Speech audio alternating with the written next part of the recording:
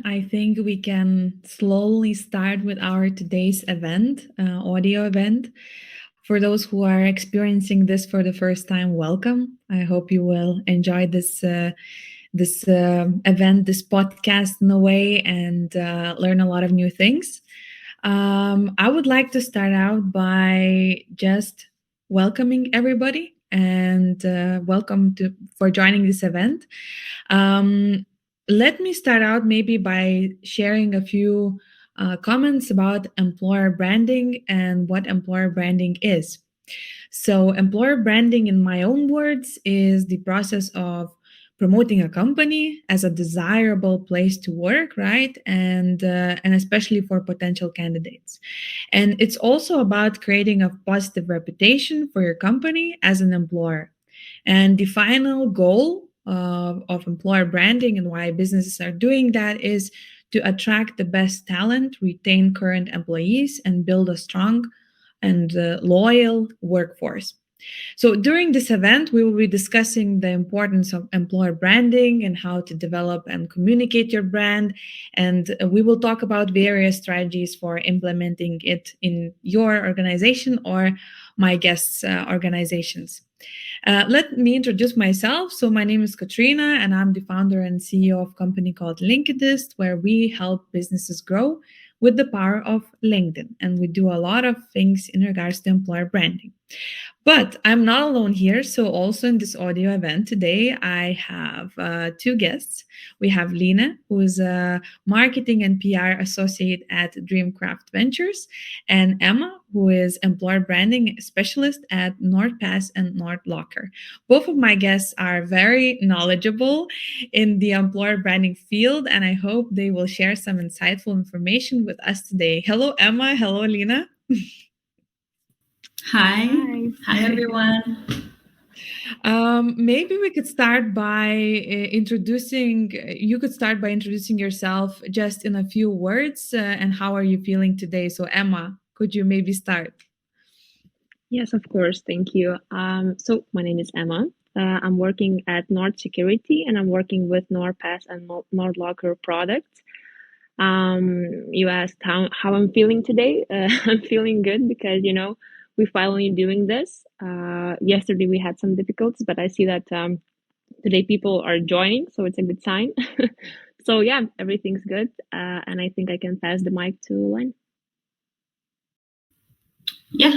Hi, everyone. I'm Lina. I'm responsible for all the marketing and PR at Dreamcraft Ventures. We invest in everything tech and tech-enabled startups. I'm also feeling super great that it's finally working today. Excited to share some insights into how we do employer branding. Also excited to learn from Emma and hear all your questions in the end. Thank you so much for introducing yourselves, and I'm also very happy that we're doing this because for those who didn't know, we were supposed to have this event yesterday at the exact same time, but well, it didn't happen due to some technical difficulties on LinkedIn's side. So we're doing it today, and we were also a little bit worried, and we didn't know if it will work out today. So I can see we have more than 100 people listening in. Thank you for being here. And I think we can proceed and move further into our discussion. Before we do that, I have a few housekeeping rules that you should remember for those who are listening. So if you have a question, you can raise your hand. And at the very end of our audio event, we'll have around 15 to 10 minutes to have a quick Q&A, and we'll be able to bring you on the stage and you'll be able to ask your questions. So if you have some questions during the audio event, you can raise your hand and we'll be able to hear out your question, discuss with you, and simply be there to help you if you have some questions related to employer branding. All right, so I have talked a little bit about what employer branding is, and I would like to hear from both of you. What is it in your own words, right? What does it mean for you? So, Lina, maybe we could start from you. Yeah, I mean, what you said, Kotryna, is very much aligned with what I and we think about what employer branding is. Is very much the employer's perspective on how the work culture is, how it is to work at the company, like showcasing different opportunities that is happening, and kind of also I would include how it is to work there.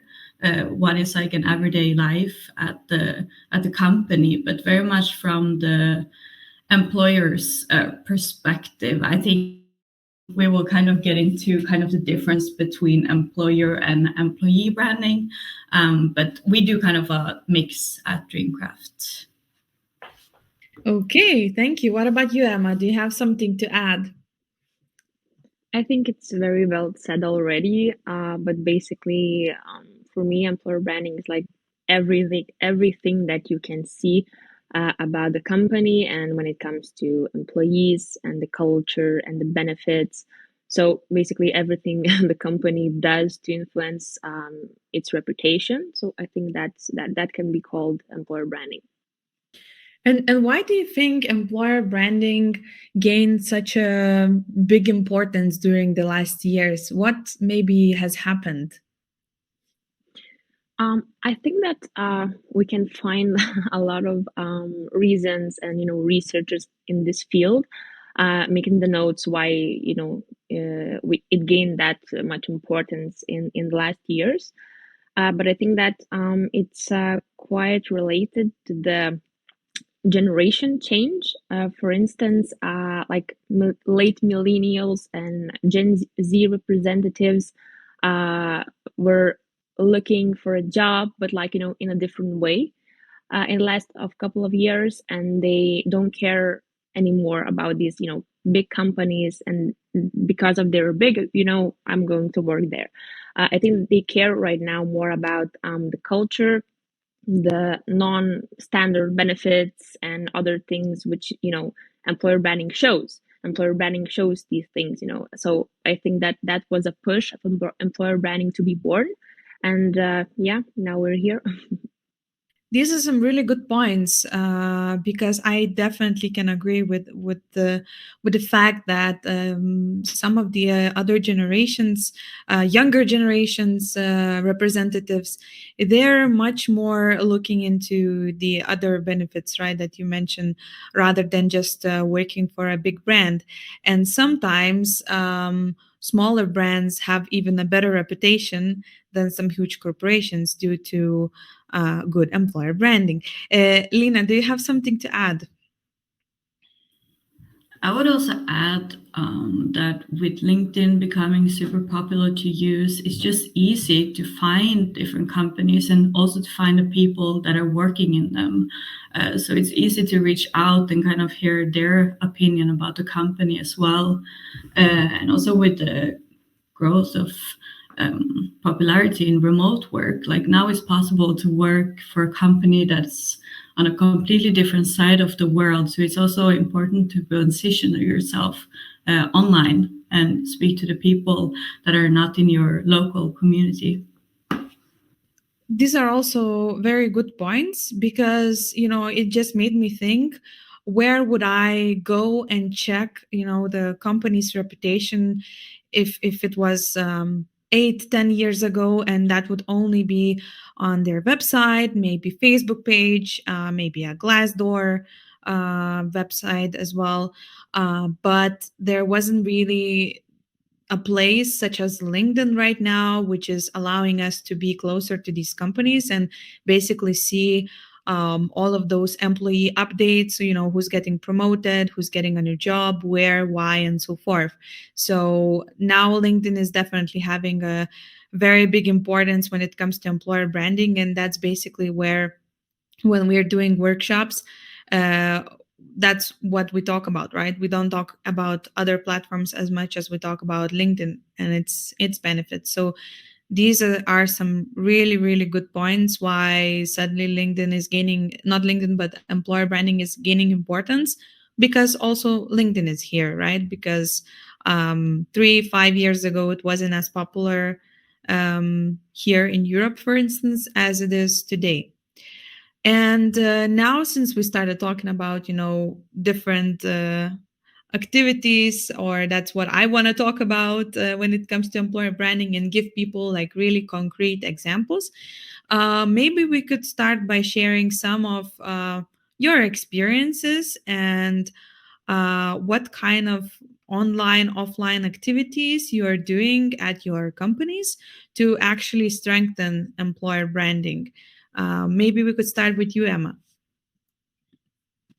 Of course. So, if I put it simply, we are doing a lot of initiatives and activities.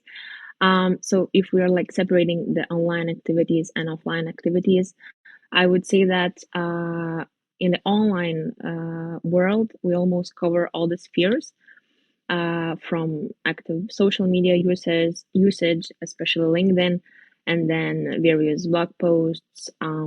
We participate also in various events, online events, and also organize some events and doing some specific additional initiatives like hiring campaigns for mostly recruitment part and so on. And if we talk about the offline activities, which I call, on-site activities, the main ones will be, I think, that events, a lot of conferences, meetups, because I think that it's the best on-site way to show your brand, to the people, to share everything with the potential candidates or potential employees from the company. Sorry, from the company's culture to career opportunities and so on. So, yeah. All right. And if you could, let's say, if someone would come to you and ask, whether now you have to choose one way, either you're doing offline activities or online activities to strengthen the employer branding at your company, which one would you choose to go with? I think it depends on the market. On the market you're working in. So, for example, if you're a company that's working, for instance, only in Lithuania, I would say that you need to go to on-site events, to be visible on-site, to talk to people on-site. But if you're, let's say, a worldwide company and you are working in, like a lot of countries and you're hiring in a lot of countries, then it the best way to communicate would be online ones. That's a very, very good answer.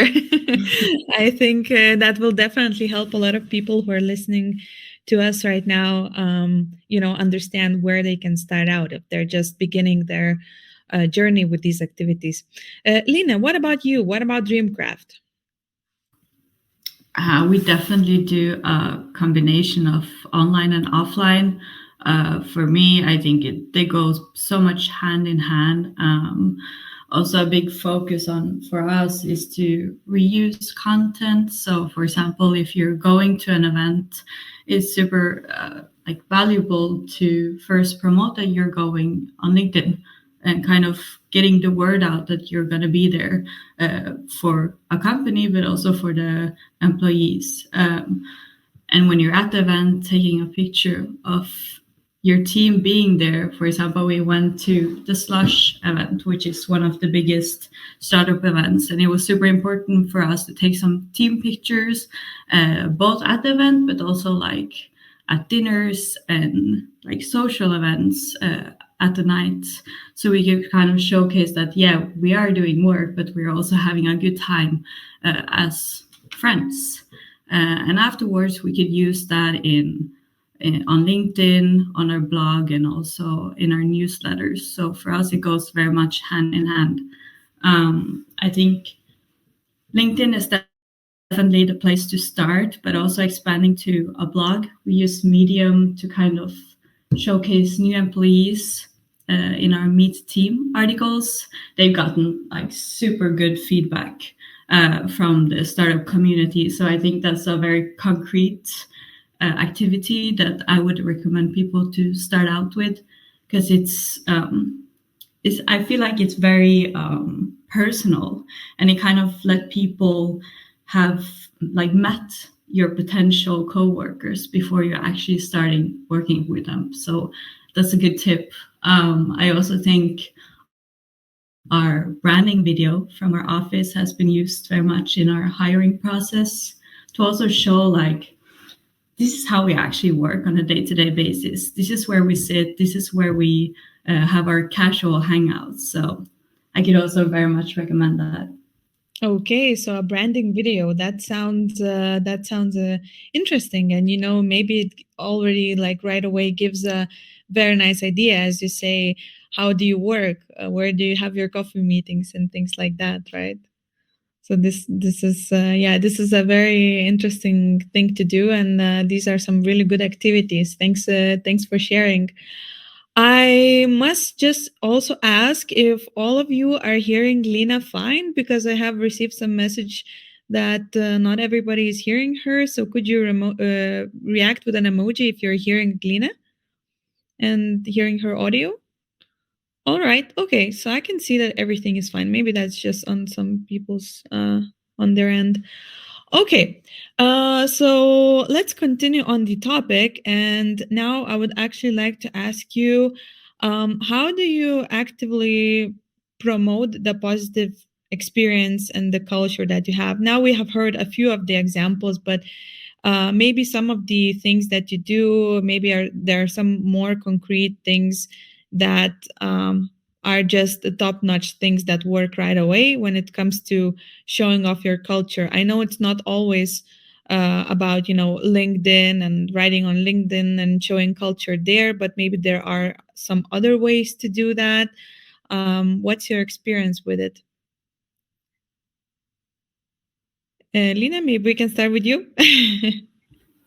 Yeah, I can add that is an offline event. We kind of starting hosting this Friday bars, super casual, where we just invite like 2 or 3 each from the team to kind of expand the community. And it's also inviting people to our office and just hang out and super casual, no program, and just kind of give people a feel of what is going on, and that could also kind of spread the word of mouth of the Dreamcraft company and the culture. So I think that is an initiative that we have just implemented, and yeah, we'll see how that works out. It's also exciting to see how new things actually plays out. That sounds definitely like a lot of fun. So do I understand it correctly? Like, do you invite some people who are not a part of your company, right, to hang out with you on Fridays? Yeah. So we kind of started out now. So each one from the team kind of reach out to 2 new people. So you kind of get a mix of everyone from different networks. Okay. That sounds like a interesting idea, and definitely an idea I would also want to try if I would be, trying to strengthen the brand of the company. Okay, Emma, what about you? What are some activities, that maybe you have tried at work when it comes to culture? Yeah.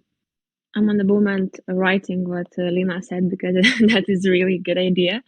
But I wanted, to express my opinion on LinkedIn also, and LinkedIn activities, because I think that the employees and their constant experience sharing on LinkedIn are the most important keys in employer branding at the moment, because employees can share their honest opinions, and that is very interesting for others, for the people that are not working in their company. So personal and honest thoughts about the company, about our culture, about the same events that, for example, Lina mentioned, pictures of a coffee, or in a coffee house, or an event, or a party, or something that works, and that catches the attention. And I think that you don't need to say to your employees that you must share like something,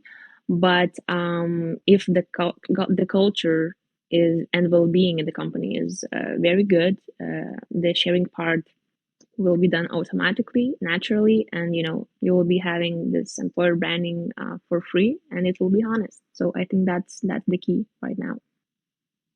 So I would ask a question then. Dog and animal photos from the office, yes or no? Definitely yes. Definitely yes.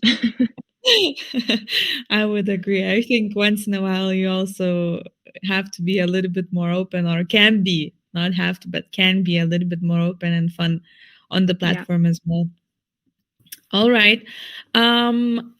When we talk about these employer branding activities, if there are some decision makers, and right now in our audio there are some people who are directly working with employer branding and some people who want to start working with it, and always when you want to start working with that, you need to talk to your manager, to someone who is a decision maker, and pitch them this idea that, hey, you need to invest more money into making promotional videos or educating your colleagues about LinkedIn, or anything else that would kind of contribute to the strength of the employer branding. So my question here is, how long do you think it takes to finally or actually see results that employer branding is bringing to the table? I can start, but I think Emma might have a better answer than me. In my opinion, you can see it super quickly. I mean, Dreamcraft is a very young company. We were established in 2019, and we're already seeing that the efforts we're making on LinkedIn, like I mentioned with the brand video and the Meet the Team articles, they instantly get like super good feedback. And it seems like people really get the brand and the culture through what we're communicating. So in my experience, the return has come super fast. But I could also be linked to that we're a small company with 14 employees and a very tight culture that is not changing all the time, but stays kind of somehow consistent. But yeah, excited to hear what your opinion on this, Emma. So just to clarify what you just said, so it comes very fast. That means it comes like right away in a month, or what is very fast? Yeah, that's kind of a good question, Katrina. Fast, in my opinion. I mean, you see instant kind of reactions on LinkedIn. I get a lot of messages immediately after we post something. But it's kind of linked to when you go out and meet people in public and hear them talk about your brand, like how they perceive it. So let's say you do some kind of campaign of promoting your work culture or a new benefit you're launching. When you're out in a physical event, I feel like I get a lot of like honest feedback on how people perceive it.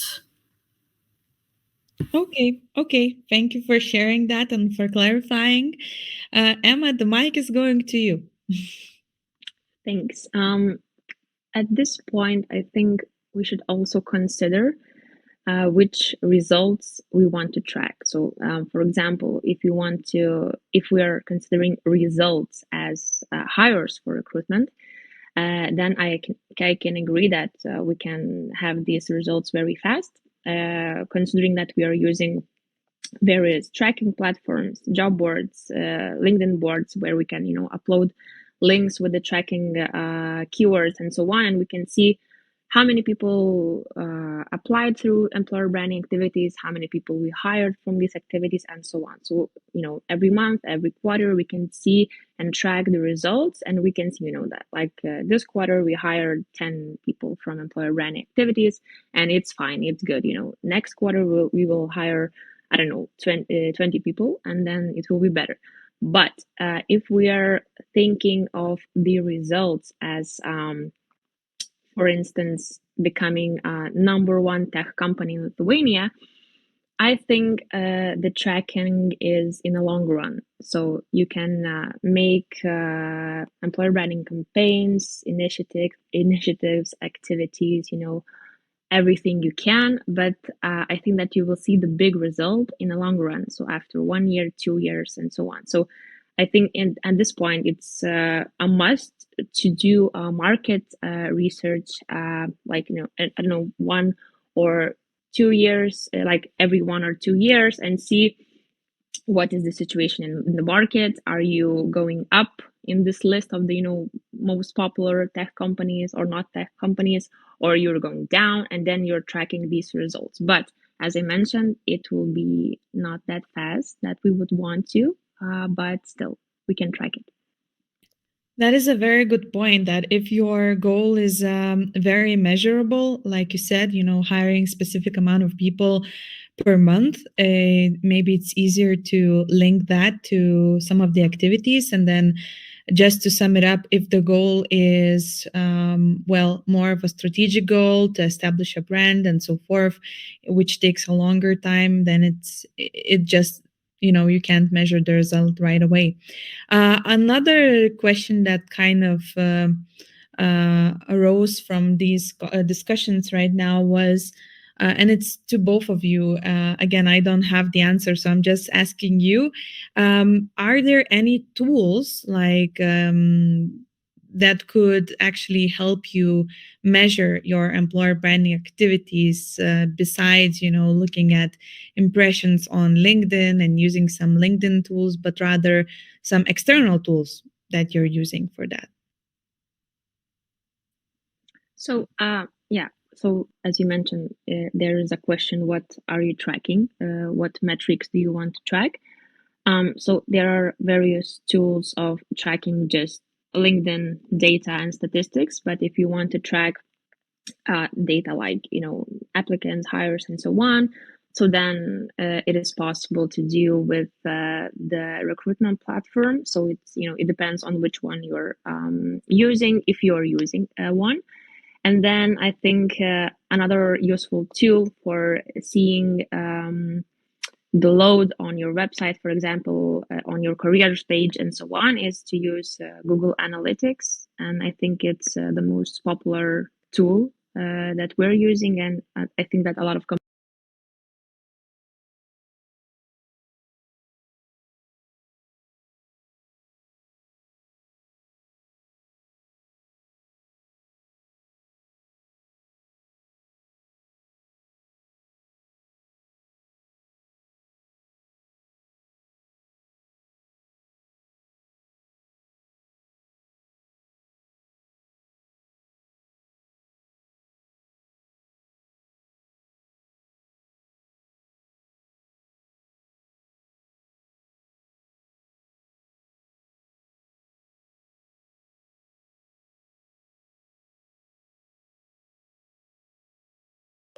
things are going on in the team. So Okay. Thanks for sharing. Like, these are some good examples that I also wrote down that I need to think about and see how to implement those.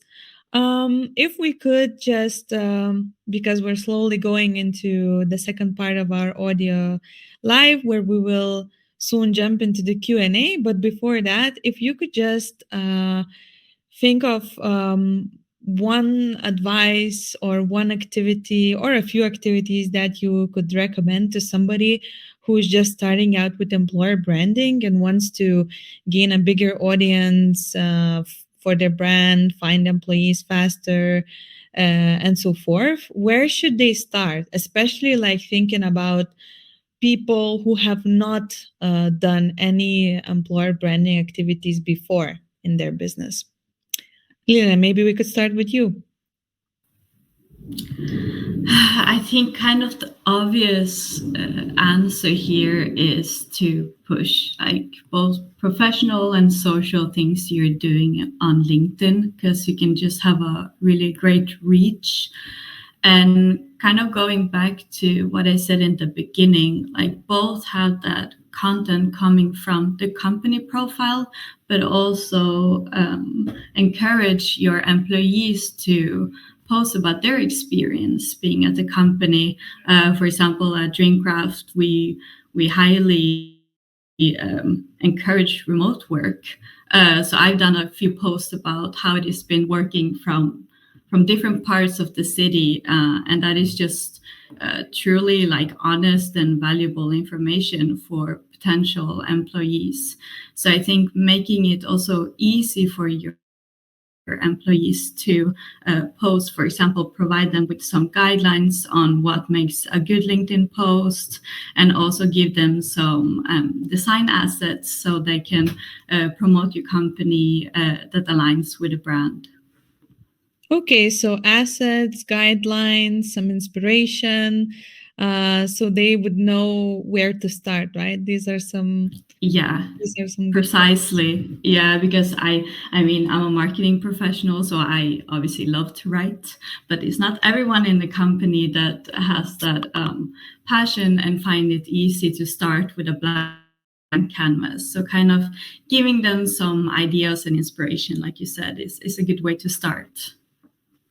Thank you so much for sharing these. Now, from one digital nomad to another, Ema, I know that you have also been posting about remote work.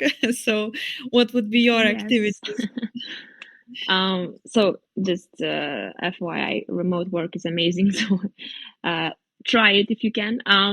But if jumping back to the topic, I think it's always beneficial to talk with the other companies in your field. And the knowledge sharing is a common practice, and you don't have to be afraid of that. So even though we can be competitors on one level, we're still working in the same sphere, for example, employer branding. And I believe that a good employer branding professional should be eager to share the experiences and the knowledge, and of course should always want to gain some more of the knowledge. So for example, if I'm working at Nord Security, I'm always eager to talk to other tech companies in Lithuania and outside of Lithuania to understand what is working, what is not working, what are the great examples of initiatives, which initiatives we should stop doing and not doing,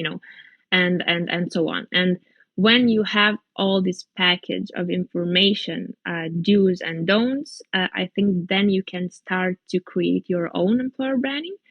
You can start to do it very, slowly, but I think that you also should have the employer branding strategy. So what is employer branding strategy? It's the market research. You need to create talent personas, which are like you should decide on which markets you want to be seen, what employees you want to hire, and so on. So you have to have this plan of in which direction you want to go and what you want to do, and then you can start doing everything at once. And I think with the strategy and with the knowledge sharing, you will have everything for the very good start of employer branding of your own.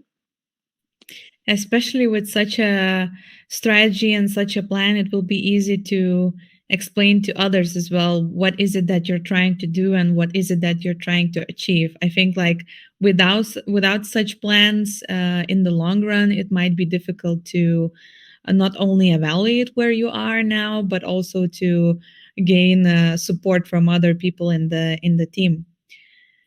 Exactly. And it's sometimes it's good to have some like a strategy or a plan to show to other colleagues why is employer branding important and what is the value of employer branding, because nowadays still someone sometimes doesn't understand that it is important. So if you have this plan, you can show it and you can say that employer branding is important. We will reach this and that results, and we will help business to grow from the employer branding side. So yeah. Thank you so much both for sharing more about where would you start.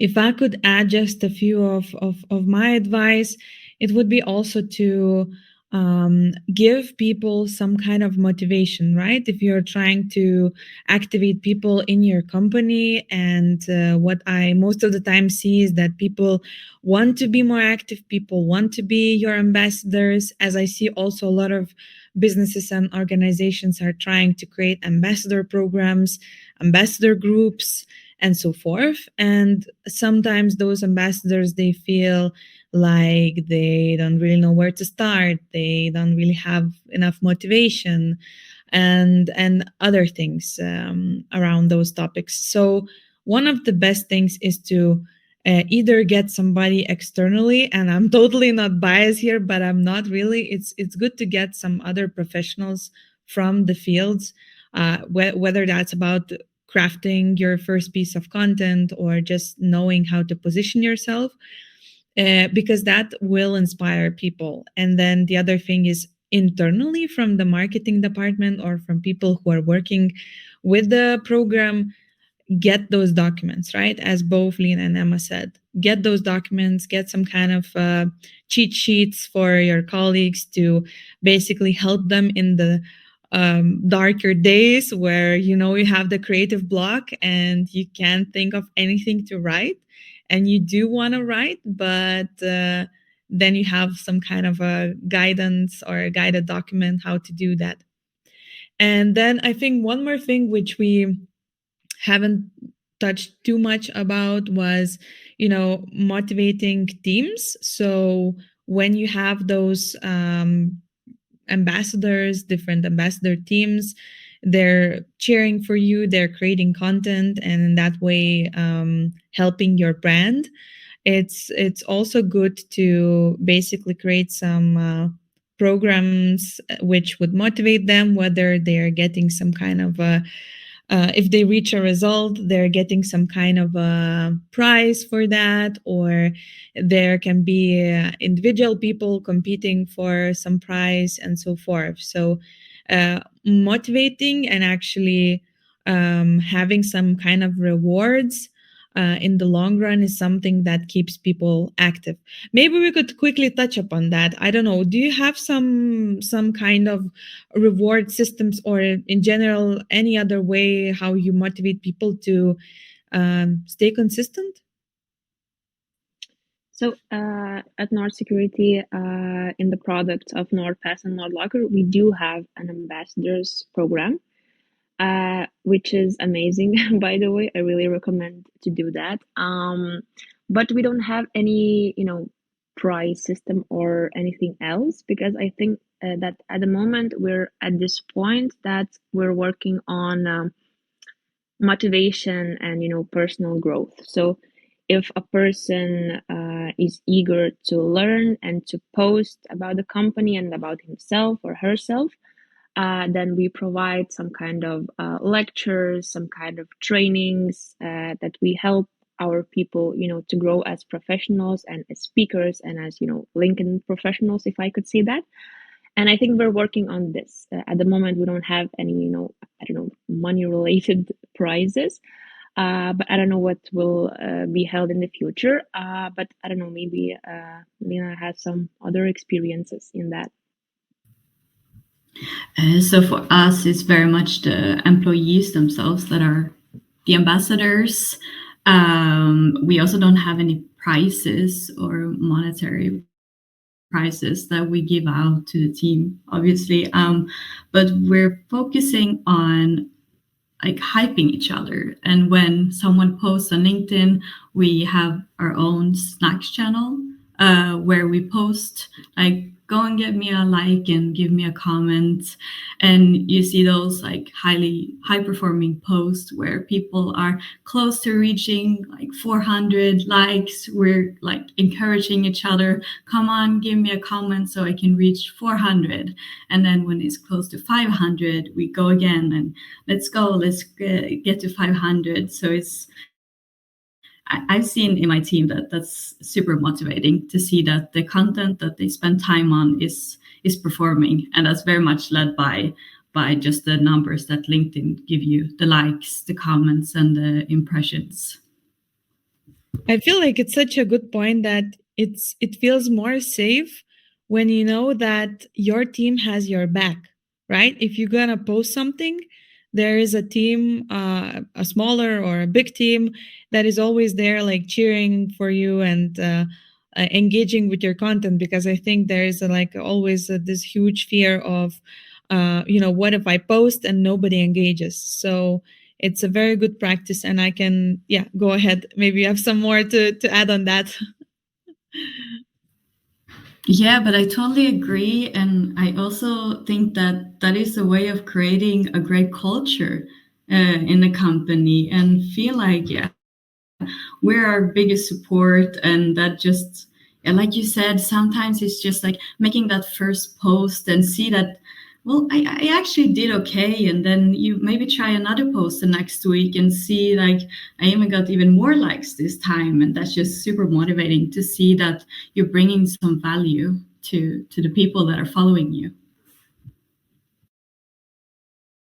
I can also add that we have 2 channels on Slack as well. One is called like, share, comment, and so forth. So in that channel, we share links of our posts, and we make sure that if you want to, it's not mandatory, but if you want to, you can engage.